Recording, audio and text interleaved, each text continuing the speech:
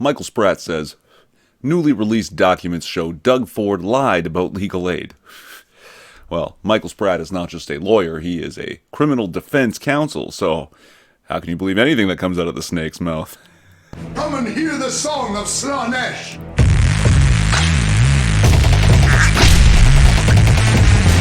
Hear this dirge and despair!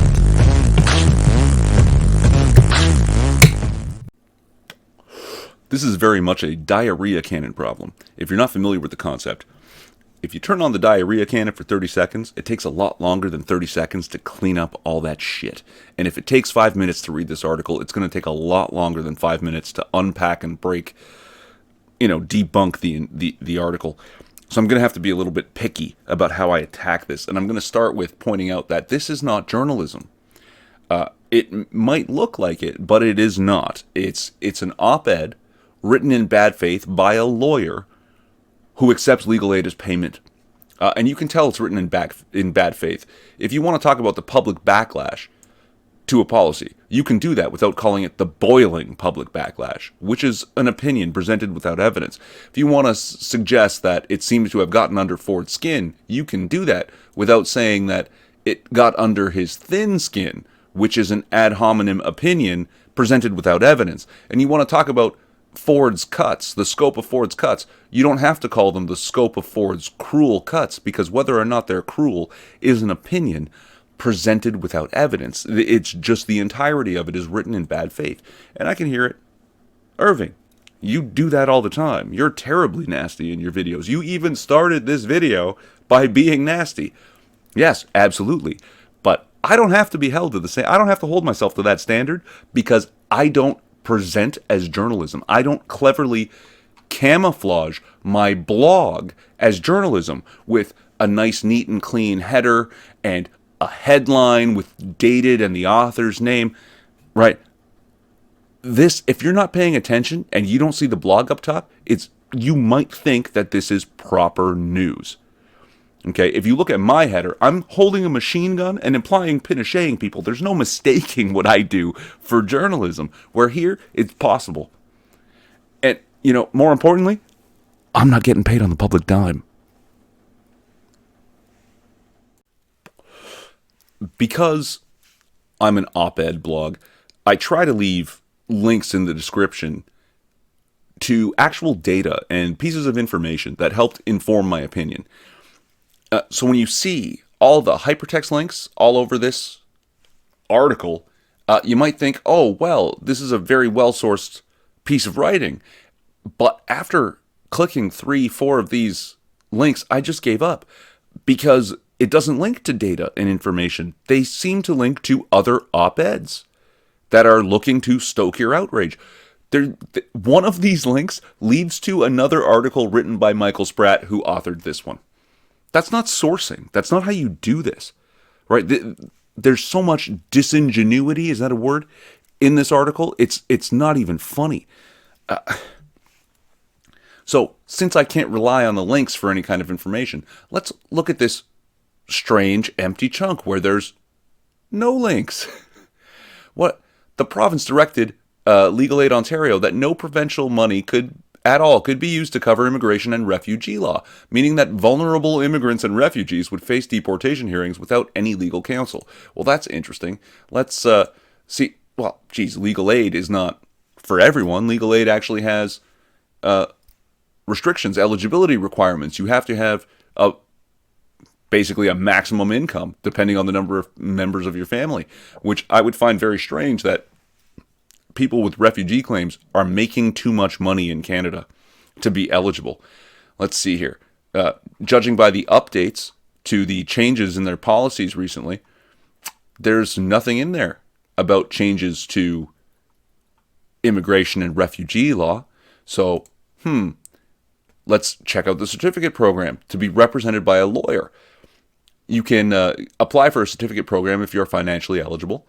But certificates are only for the most serious cases. For example, for criminal charges where a jail sentence is likely or serious family problems. Nothing in here about immigration or refugee law and nothing in the update on changes.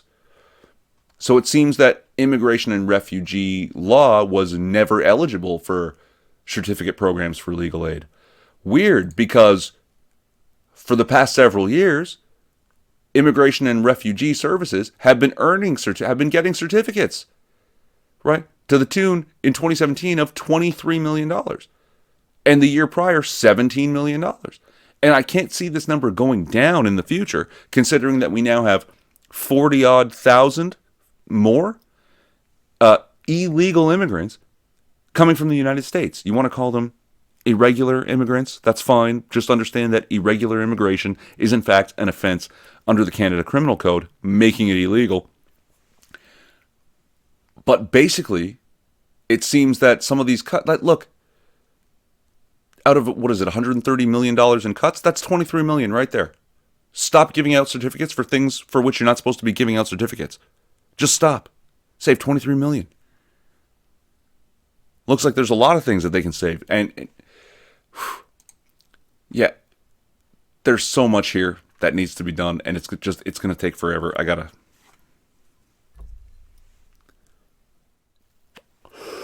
I just realized I just breezed through more data and information than I think is presented in this entire article.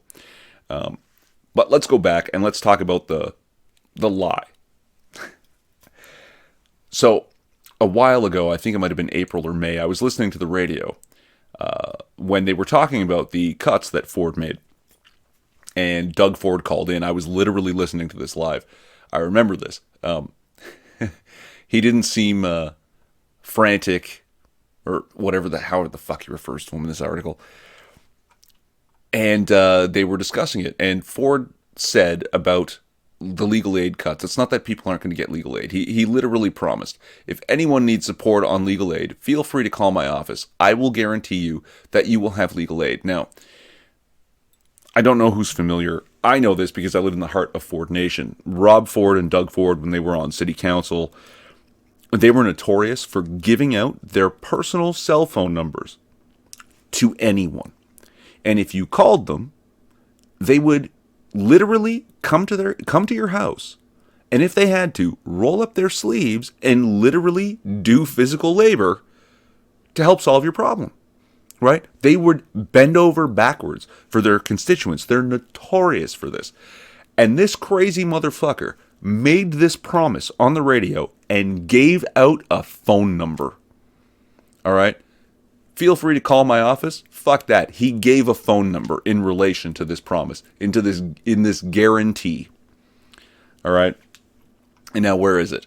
In response to continued questions by the Huffington Post, Ford doubled down on his guarantee, saying that he would continue to help anyone who calls. Now, between that radio appearance and me finding this article,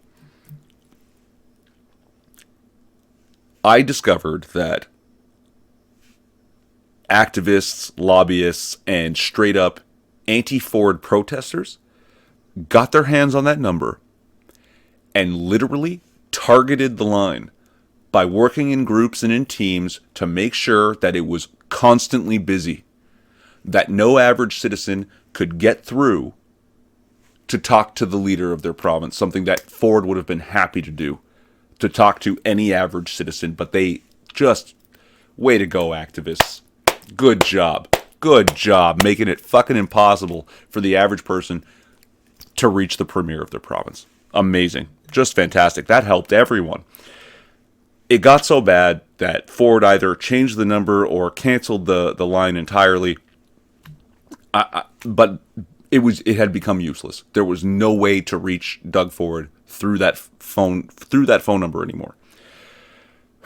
So, at the end of this article, when we talk about the promise here, promises made, promises broken, Ford doubled down on his disingenuous promise, a promise he was powerless to fulfill, a promise that he never had any intention of keeping, a promise that has now proven to be pure political hucksterism, a promise that proves Ford to be a liar. Well, this is all bullshit.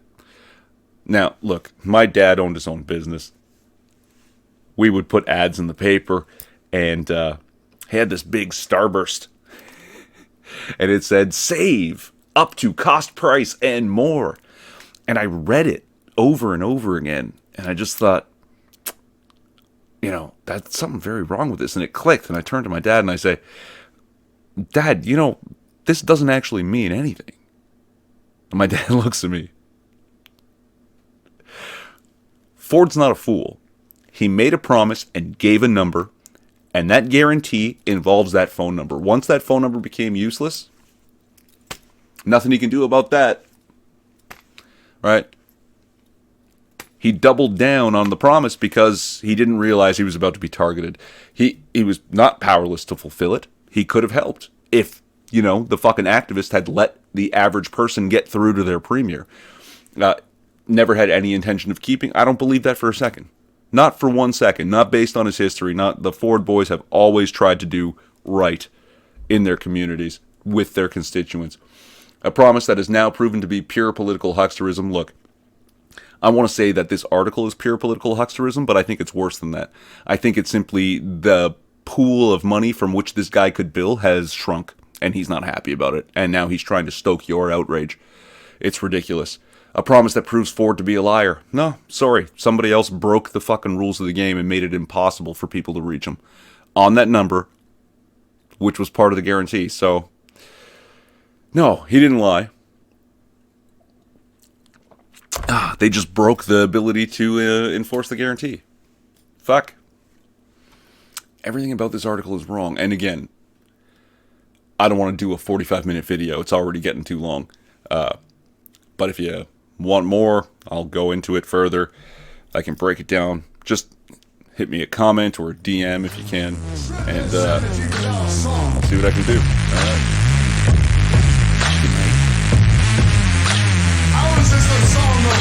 Relevant links to shit I said in the description? Maybe. I'm a retweet. Like, subscribe, or don't. It's a free country. At least it used to be. They would silence us?